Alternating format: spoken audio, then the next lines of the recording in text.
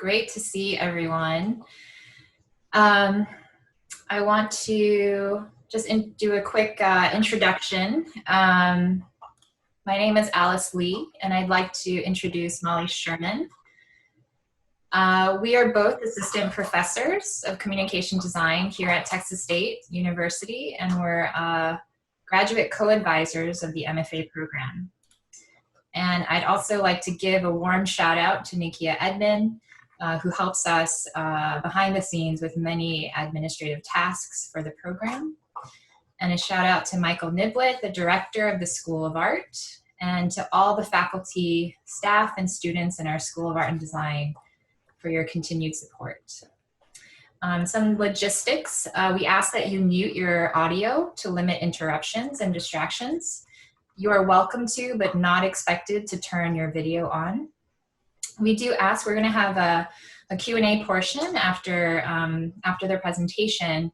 And during the Q&A to help simulate a bit more of a discussion and conversation, if you're comfortable, we ask that you turn your video on. And then another logistical point, we are recording this event and we'll be sharing the recording with those that have RSVP'd through Eventbrite.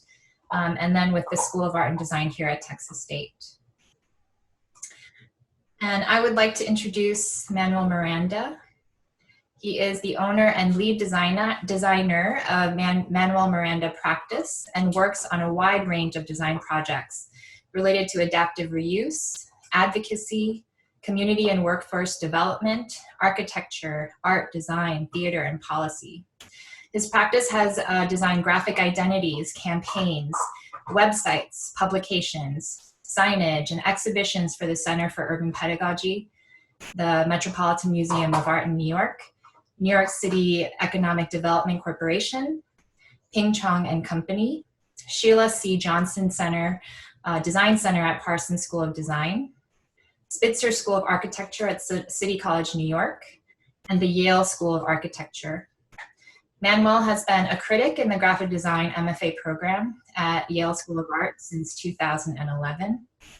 From 2013 to 2016, Manuel served as vice president of the New York chapter of AIGA, where he programmed several lecture series for the Museum of Arts and Design and developed place-based design projects funded by Art Place America and the Small Business Services of New York City.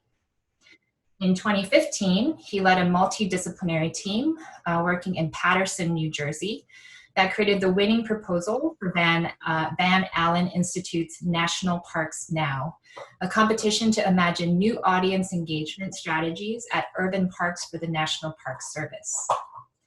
In 2016, the mayor's office appointed him to the Public Design Commission of the City of New York, the city's advocate for excellence and innovation in the public realm. In 2020, Manuel was accepted to Coro Leadership New York, a program that trains civic leaders to understand city issues from multiple stakeholder perspectives. Before starting his practice, he was a designer at Brand Integration Group at Ogilvy and a design director at 2x4. He received his Master of Fine Arts from the Yale School of Art and a Bachelor of Arts with a focus on literature and linguistics from the Evergreen State College in Olympia, Washington. So it is with great pleasure and honor to invite Manuel here to share some of his work with us today. Hi, everyone. Thank you for having me. I'm going to turn on my screen sharing. Let's see here.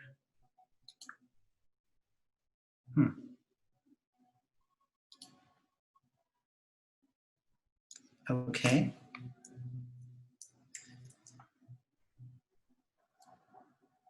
Do you see a black screen right now?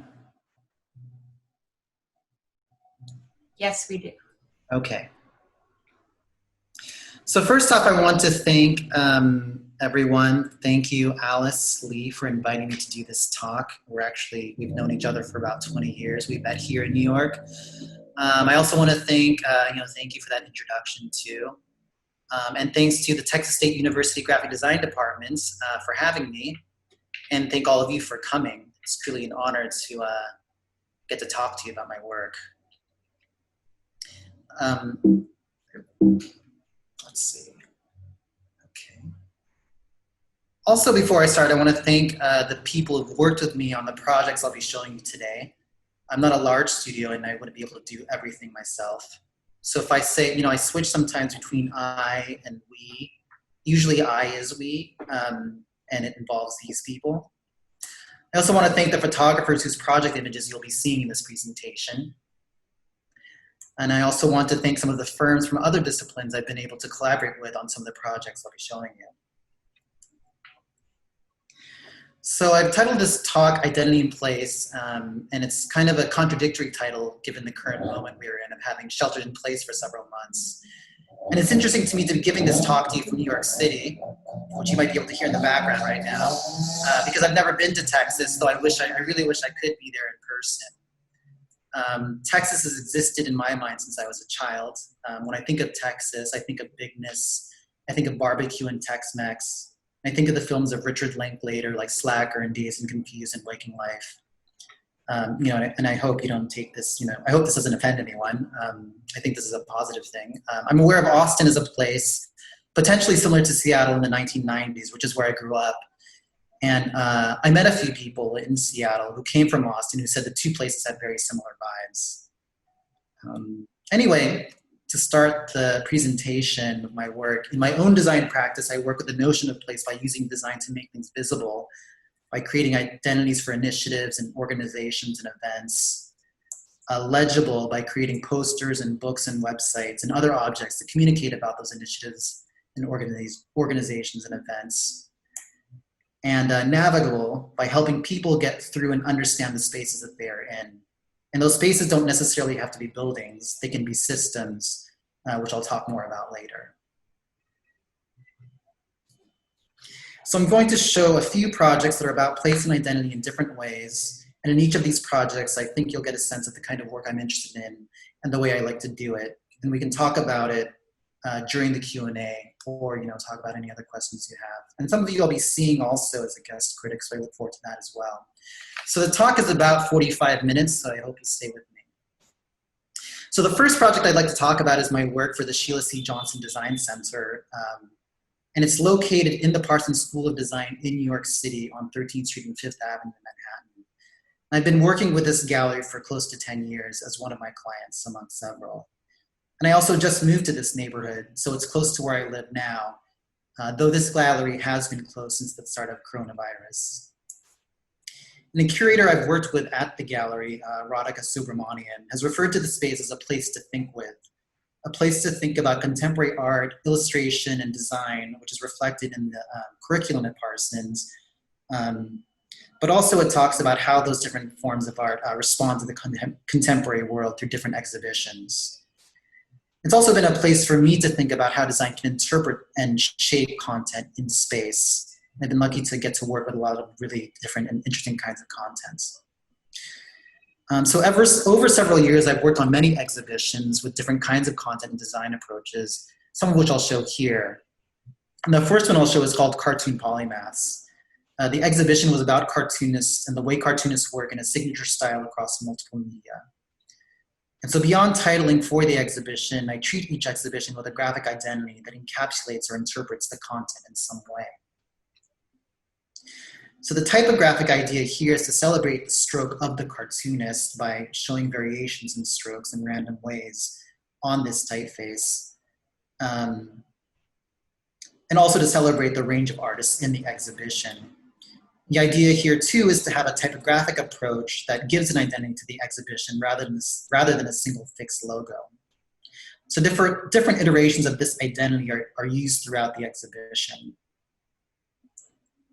And similar to how cartoonists work across different media, we express the identity in different forms of media, such as here in a 3D format for the main exhibition titling, which is at the entrance of the gallery.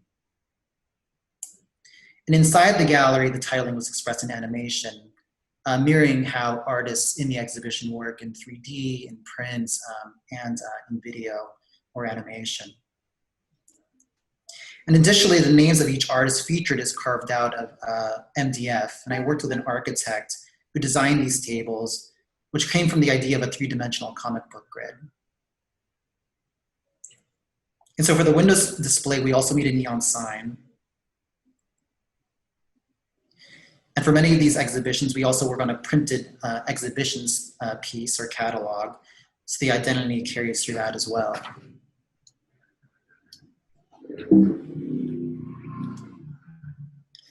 This was another exhibition called Cross-Strait Relations about artists from Hong Kong, Taiwan, and mainland China.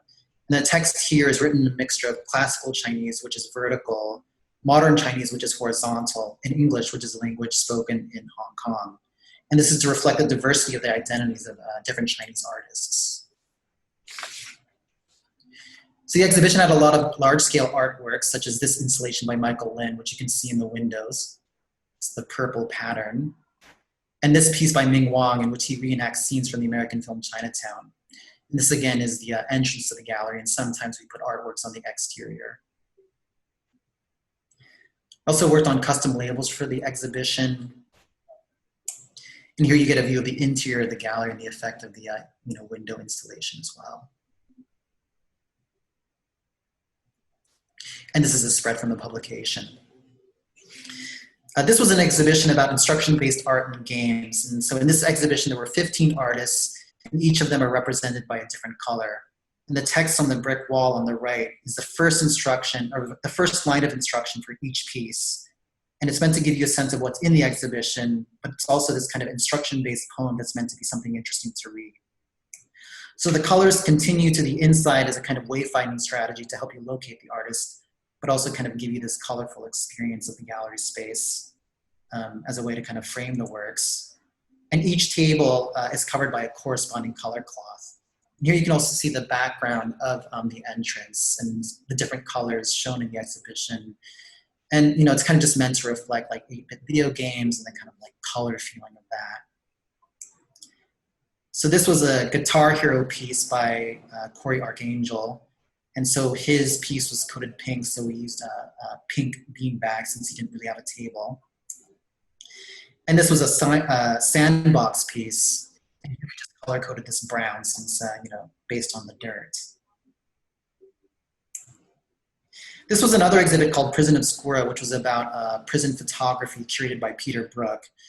And the intent of the exhibition is to represent prison beyond the negative stereotypes that we're accustomed to. So the project you're looking at now is a series of portraits by Robert Gumbert. It was accompanied by an audio piece by each individual shown here. And I designed these orange display cubes based on the rough dimensions of a prison cell. And each one features work in a different way. So this one showed work made by incarcerated youth in Washington State. And so this exhibition showed work made by documentary photographers, but also a lot of work generated by inmates themselves. So this is where the audio lived for the portraits that I showed just now. And on the right is a project by Robert Begley that collects 5,000 satellite photos of every prison in the United States. And this was a more recent project done by a team consisting of a photographer, an anthropologist, and a curator. And it's a single installation of collected backpacks left behind by migrants crossing the border at Mexico and Arizona. So it's a kind of index of migration border crossing. And I think what's kind of haunting about this particular exhibition is that the fates are kind of unknown of the people who had these backpacks, whether they made it across, whether they're sent back, whether they were imprisoned, or some of these people died too. This exhibit was about art responding to the commercialization and globalization of the ocean, and it contained a lot of maps, films, and other projects. And I think it's interesting to work with space in this way. Probably a lot of you are working with editorial or publications. In a way, space is similar to in which you're using space to lay objects out. And the color here was kind of inspired by the color of cargo containers that you see on ships. So a little bit about how I work on these exhibitions. Sometimes I work with a team, sometimes I work with an architect. Sometimes what we do is just do the layout in a very simple way. And so this is a plan view of the exhibition space, and we just kind of draw out where things are located and attach a name to it. Also we draw wall elevations. So what's in magenta here is just the artworks themselves, but essentially this is just giving us a sense of the spatial layout. And then along the bottom, I've drawn just very simple isometric drawings of how the different display cases or display devices will work. Sometimes I work with an architect, if the displays are a bit more complex, and we talk about the ideas driving, inherent in the show, but also driving the design of the exhibitions. We try to interpret this in different ways, whether that's 2D or 3D. So this is a 3D sketch for the display tables for the cartoonist show that I showed earlier. And this was kind of like an earlier sketch. And again, what's magenta here is representing the content. So the cubes are more like, objects, and the flat pieces are more like printed pieces. And we also try different things for identities. This was an earlier sketch for an identities also, which was just based on comic book grids. We didn't use this for the graphic identity, but some of the ideas that came out of these sketches, made their way into thinking about how we might do the display tables. And a lot of times we just use Photoshop. So this is for the last project I showed. And sometimes we just, blow the art up really big just to use it as a kind of like environmental graphic, or, something like just really, compelling in space. And this was another idea that the architect and I were playing with as a kind of way to display the artwork in that space. So I also work on exhibitions in other places, and this was an exhibition for the New York City Mayor's Office for an international conference for mayors. And this exhibit represented New York City's goals and platform, and that current mayor at the time, his initiatives. And so this took place in a hotel lobby next to Grand Central, and in between sessions, attendees would come out here and mingle and look at the kind of displays. This was an exhibit at the Center for Architecture, which is a kind of like professional organization for architects in New York City. And this was an exhibit about using empty lots in New York City to build affordable housing. The space itself is in the basement and very compact, but with a low ceiling. But it's an interesting space to work with too. And this was an exhibition in collaboration with the artist Hank Willis Thomas and the organization Incarceration Nations Network. And it was an installation of letters written by prisoners, in one of the programs that Incarceration Nation Networks did. It was called The Writing on the Wall, and I did the graphic identity for it as well as laid up, the graphics here. And the structure was designed by Mass Architects. We're located in Boston. And this exhibition took place on the High Line, which is a kind of elevated park in New York City. It used to be like a train line that was converted into a public park. So here you can see some of the writings done by people. These are originally written on 8.5 by 11, but are blown up here. Okay, so the next project I'll show is called Now Hunters Point. This is more of an environmental project. And this is a park and interim use site located in Bayview Hunters Point, San Francisco, which is in post-industrial space. This is actually the site. It's a post-industrial space located south of the main downtown area of San Francisco. And it's a primarily Black and Pacific Islander neighborhood, and it's one of the last ungentrified areas of San Francisco, though that is changing quickly. A utility company had an electric plant in that area that was built in 1929, and it was a major source of pollution, and residents in the area experienced higher cases of asthma and other pollution-related sicknesses than people in other parts of the city. And residents organized in the 90s to pressure the electric company to shut down the site, and succeeded in getting the plant closed in 2006, and demolition and cleanup took until 2014. So the site had caused a lot of damage in the community for decades, and the utility company wanted to create a community benefit for the site and for the community, and eventually hired architecture firm Envelope AD and community and design strategist Studio O to design the site. Their mandate was to truly involve the community in the design of the site and to create space for other people's experience and trauma, and to acknowledge the past and thereby think about the future. So this is an image of the team at a community engagement meeting. And one thing I really like about the complexity of working on environmental projects is the multidisciplinary teams that they require. And so the firms worked with StoryCorps, which is a nonprofit that records people's stories, and conducted a lot of interviews to collect a database of oral histories of the site. People spoke of their experiences living and growing up in the neighborhood. And community engagement meetings allowed residents to say what they would like to see at the newly developed site. The designers experimented with creating different programs for the site or activities and fulfilling community desires in a prototyping sort of way. So what you're looking at here is a kind of like weekend pop-up optometry site where people could come and get their eyes checked in a more accessible way. And this was a youth work project to help clean up and design graphics for the site. There were also movie nights and parties. So I was brought in to create an identity for the activities of this site, which was called Now Hunters Point. And I went to San Francisco, which I'd already been to a few times since I grew up in the Seattle area. And I walked around the neighborhood to get clues for what a graphic identity might incorporate. I also looked at Black Panther graphics created by Emory Douglas, who was based in San Francisco. And the site had also been a major shipyard, and many Black Americans first migrated to San Francisco to work in shipyards during World War II. And to work on battleships. And finally, I looked at US battleship camouflage from World War II, which was actually invented by the British in World War I. So all of these different layers of contemporary streetscape, graphic design history, and the Black Panthers, and the visual language of battleships layered to form this identity, which is meant to be vibrant and dynamic.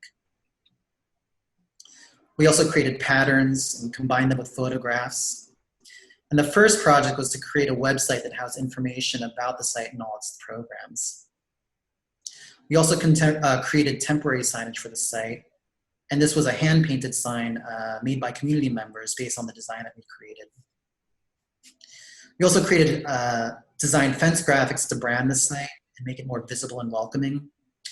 Although we didn't really like the barbed wire that was kind of a holdover from the previous use of the site, which was more private. And the patterns were also used in art and silk screen workshops where residents created shirts and thereby were able to have some sense of ownership of this identity by producing, things with it themselves. So the long-term permanent project that came out of this was a park that was meant to encourage health and safety, community gathering, and aspirations for the future. So what you're looking at is an aerial view of the site of the park, actually under construction here. And in the background, you can see downtown San Francisco and the Bay Bridge, so you get a kind of sense of the relation of where it is, to kind of like downtown. So there are various activities or programs associated with this site related to education, fitness, and community and experience. And these were activities that were defined or came out of the community meetings. And the entire site is constructed of interpretive walls that delineate these different activities. And the walls are all perforated. So this is a mock-up of one of the walls that the architects created in their studio in Berkeley. And so based on these perforations, I established a patterning system that was made up of icons related to the different activities. And these icons would change based on the location within the site. So these are tests of the patterns in the architecture firm studio. And these are illustrations that go along with the stories in the interpretive graphics. And again, nothing is printed on these walls and everything is perforated, including the illustrations, the type, and the graphics. So this is an image of what the site looks like, and this is an image shown here just in perforations of the former power plant as a way to kind of like monumentalize it and historicize it.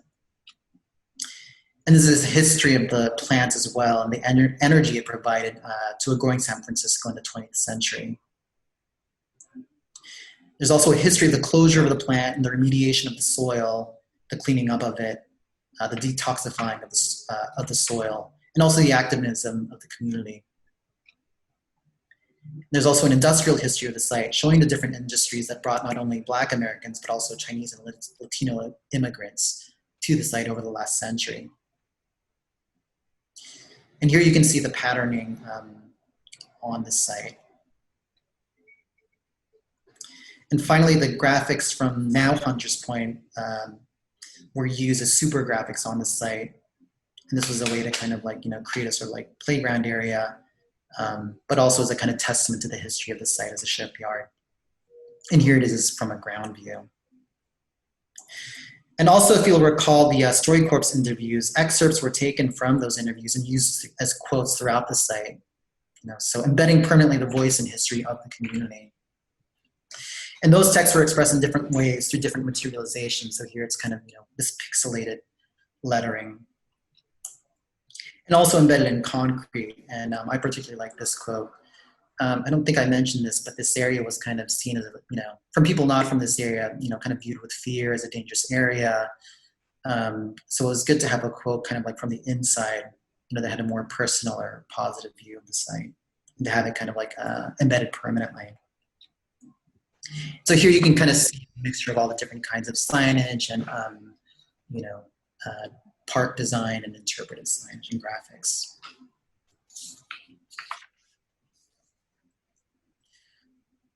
So the next project I'm going to show is called Great Falls, Great Food, Great Stories, which Alice mentioned in the intro. And this was a project with the National Park Service in Paterson, New Jersey. And Paterson is a city about 20 miles west of New York City. So this project was a little different in that it was a competition run by Van Allen Institute in collaboration with the National Park Service. And I led a team of people with various kinds of expertise and backgrounds to do it. So the national park in Paterson contains this monumental waterfall, which is also in the middle of a post-industrial city of about 150,000 people. And the city was founded by Alexander Hamilton and was the world's first planned industrial city, And this is the team we put together for the competition. And we wanted to approach the project from a lot of different disciplinary lenses, including graphic design, social media strategy, architecture, urban history, city branding, and tourism. And many of us on the team were also teaching, and so we were able to bring in classes and students from different schools to think about the project in different ways. And so we started off doing a lot of research, and Paterson is a very diverse city. It's about 90% non-white, with a very high foreign-born population, and it's primarily Latino and Middle Eastern. And our mandate was to think about two types of visitors to the park that the park wanted to attract. First are people who are not from Paterson and who drive to the national park and then leave the city, as represented here on the left. And the Park Service wanted those types of visitors to stay longer and visit the city of Paterson, but had difficulty doing so because those people fear the city and perceive it as dangerous, but also don't know what the city has to offer. And the other type of visitor the park wanted to attract were Paterson residents, as represented on the right. Many of them aren't aware that the site is a national park and that it is theirs to use, and also don't understand that there are benefits to be drawn from having a federally run park in their city. So our team did a lot of on-the-ground research, talking to people in the city, and these are some of the responses that we got when we asked Patersonians what they thought of the park. So some people use it and others don't, and others think it isn't for them and that it's for other people. We also talked to community leaders, park rangers, and old timers, or people who are from earlier immigrant communities like Italians. Interesting, on the bottom left corner, this guy in the tie, a Syrian American, Andre Sayak. He actually eventually went on to become mayor of Paterson. We also looked at the history of the site, which is really interesting. It's a kind of key site in the United States history. Alexander Hamilton was inspired by the falls, and during a break from the American Revolutionary War, he, along with George Washington and Marquis de Lafayette, had a picnic at Paterson. Hamilton wanted to use the falls to fuel mills and industry. So Hamilton was for an industrial future for the United States, whereas Washington was for an agricultural future. And so Hamilton was championing innovation and technology and immigration. And eventually the city would go on to produce the first hydropower system, which was powered by the waterfalls. And it would also go on to produce submarines and trains. So in our visits to the city, we also ate a lot of food. And because of all of the immigration, there's an abundance of amazing restaurants serving us Peruvian, Syrian, Dominican, Palestinian, Turkish, Lebanese, and many other kinds of cuisines. And a lot of this food is very cheap as well. And that's what we keyed into for the project, the variety of food made by immigrants and how demographic change defined the food offerings, which in turn defined the city. And we looked at food as a way to attract people who only visited the park into the rest of the city.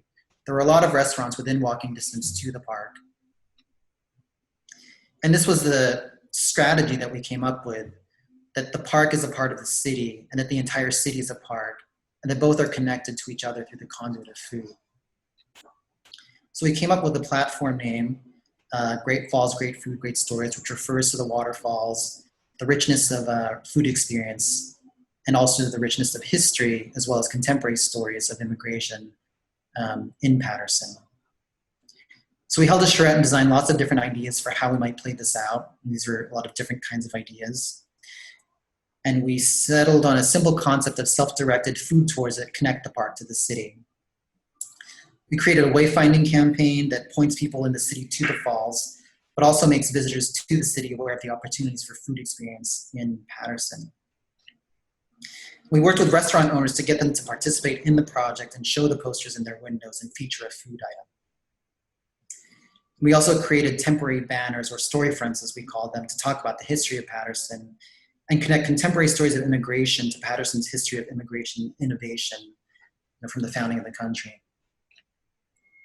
So the project won the competition, and we received funding to create a walking tour for Patersonians to the various restaurants in order to enact our strategy of connecting the city to the park.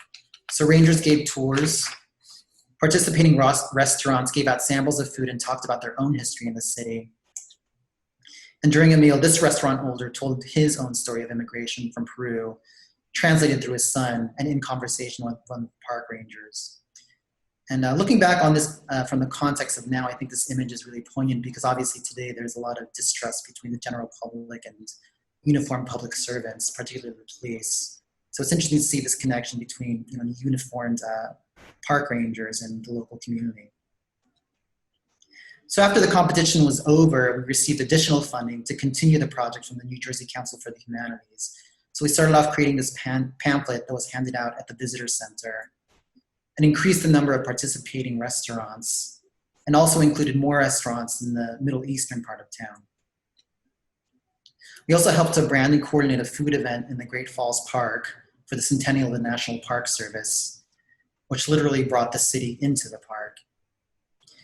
And we also created more story fronts throughout the city, digging deeper into the labor and immigration histories of Paterson, combining different stories from different eras together. And these stories were drawn from more research and interviews with Patersonians. We also worked with the city to get temporary permits to place these installations throughout the city to create a larger walking tour in conjunction with the restaurant tour. So this was at a Syrian grocer. This was close to the park. This was at an old Italian grocer. And this was at a public library.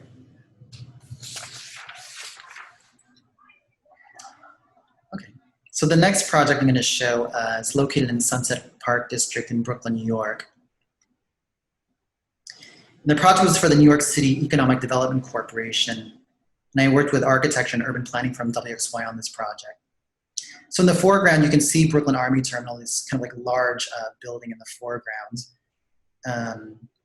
And in this area on the Brooklyn waterfront, New York City owns several buildings and assets. And they wanted to convert them for light industrial use with the idea of creating more jobs. So Brooklyn Army Terminal was one of the first sites that we looked at. And the building was built during World War I for the US Army.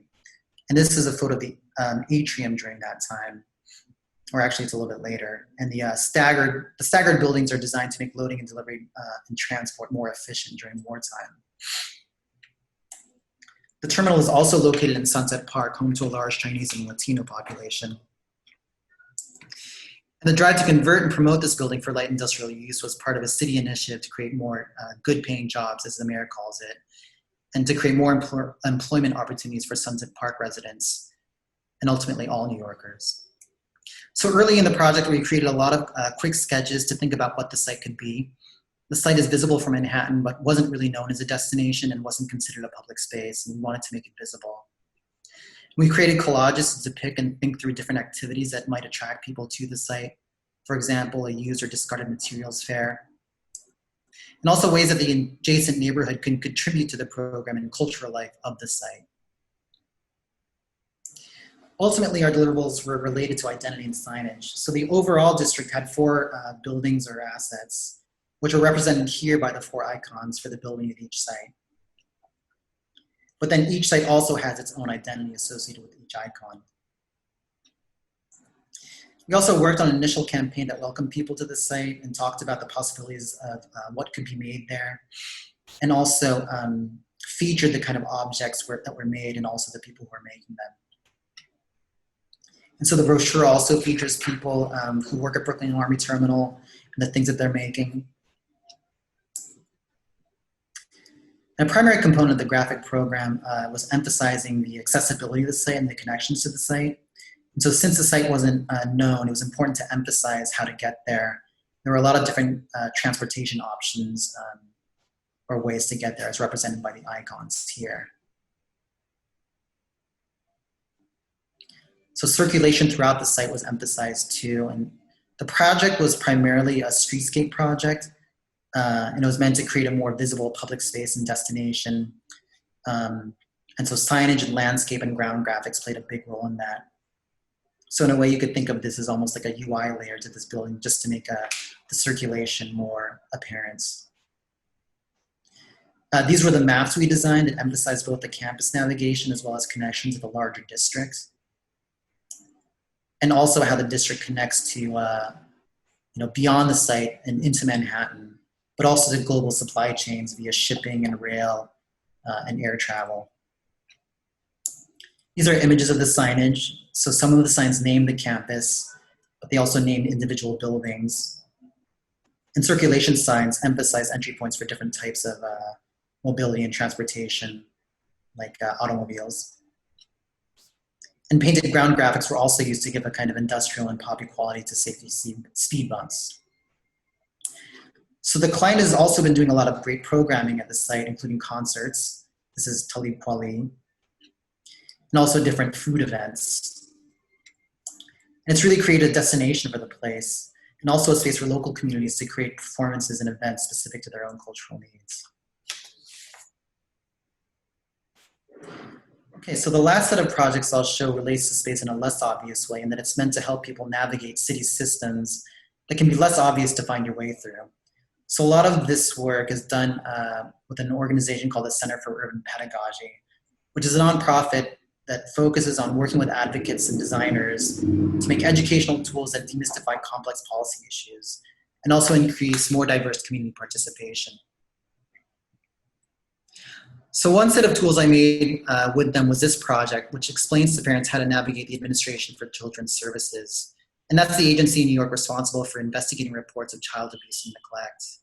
And so this agency provides a lot of support services for families, but they also have the power to remove children from their parents. And because many of the things that can trigger an investigation from this agency are indistinguishable from other issues faced by families struggling with poverty, low-income parents are far more likely to be investigated than other parents. So this tool, which is a fold-out poster, is meant to explain the process of dealing with and navigating this agency in a simpler way. The content for this is developed in collaboration with CUP, who do all the final writing, and the advocacy group, in this case, the Brooklyn Defenders, who explain the laws and policies and environmental factors their clients, the parents, face. So the work is expressed more pictorially, almost like a comic book, to help explain the process of dealing with this agency better. This image is advising parents not to get angry when ACS visits, because it can be used against them in a negative way in family court. And one thing I like about this kind of project in a design sense is it's a different, it's a different approach. It's more diagrammatic and illustrative. It's very didactic, but also it's meant to help make the process seem less scary. This is another illustration and uses the device of the clipboard because it's something that ACS representatives use. And so this is the full poster that explains the process of dealing with this agency. And this looks really complex, but the lawyers I worked with and their clients who used it said that this helped them clarify so much. And this is an image from the launch of the project, and this agency, or this the Brooklyn Defenders, their constituents, client group, using it. This was another project that came out of this, which talks specifically to the experience of incarcerated parents in criminal court who are also dealing with family court. And this one was a bit more straight in terms of having more text and illustration rather than like having the two integrated. And so some other projects I've worked with Wood Center for Urban Pedagogy in a similar vein, look at other, kind of systems. So this one looked at big banks and predatory lending. It was about banks in New York City. And explains how big banks and predatory lending services like check cashing places and pawn shops are closely tied. It also demonstrated how the notion of redlining is reflected in how many bank branch offices are located in neighborhoods based on income. So the higher the average income, the greater number of bank branches. And the lower the average income, the less number of bank branches, and also the higher likelihood of more predatory lending establishments a neighborhood will have. So another project I worked on, this was a website actually that helped explain the different kind of insurance homeowners in New York City need to purchase based on where they live. And this one was about flood insurance and hurricane insurance. And as you know, New York City was flooded by Hurricane Sandy, and the waters are still rising, causing flooding and other financial problems for homeowners. So that's what this tool or website helped to explain. I've also used this diagrammatic and illustrative approach in other projects for other places as well, such as this document for the Department of Design and Construction in New York City, which is meant to give guidelines to designers and architects to make spaces more equitable. So here it's just showing different methods to create spaces that are more equitable and accessible to people.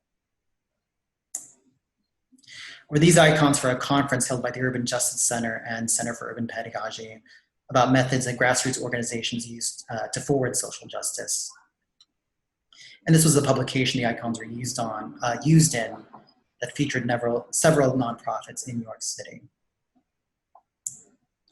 And this was another set of posters for the Design Trust for Public Space, another public space advocacy group that explained the benefits of urban farming.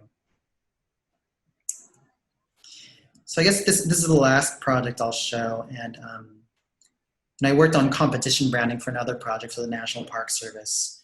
And this was their signage system that they developed in the 50s or 60s when the country was much less diverse, and when the Park Service targeted one kind of visitor, which is essentially a white nuclear family that was middle class. So the competition was about thinking about how to open parks up to different kinds of visitors. And so I reinterpreted the icons to be more specific and more contemporary and more representative of different kinds of people, but also more fun and welcoming. So as a kind of concluding thought, I think you can think of the mid-century icons as a kind of handed down language of public space, and my work is a way to reinterpret it, not only in this project, but in the other projects that I've shown, to make it more specific and interpretive, while also still being accessible to different kinds of audiences. Okay, well, thank you.